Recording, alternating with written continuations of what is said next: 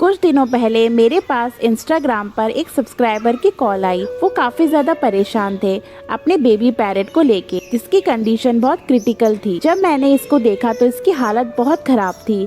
ये बहुत ज्यादा वीक लग रहा है और इसको देखकर ऐसा लग रहा था कि इसकी बचने की उम्मीद बहुत कम है। हम जल्दी से इस बेबी को लेकर घर आ गए। जब मैंने इस बेबी को हाथ में उठाया तो ये बिल्कुल हल्का था। ये अपने पैरों में भी खड़ा नहीं हो पा रहा था। ऐसा लग रहा था कि इसको क्रॉप का भी इन्फेक्शन है। मैंने तुरंत डॉक्टर को दिखाकर मेडिकल स्टोर से मेडिसिन परचेज कर ली और घर आकर सबसे पहले इस बेबी को फीड में मेडिसिन ऐड करके दिया। हमारे पास आए हुए इसको लगभग 5 दिन हो गए हैं। ये पहले से तो काफी रिकवर हो गया है, लेकिन इसके क्रॉप का इन्फेक्शन अभी ठीक नहीं हुआ है। गाइस, आप सब भी इस प्यारे से बेबी पैरेट के लिए प्रे करें और वीडियो को खूबसूरत सा प्यार दें।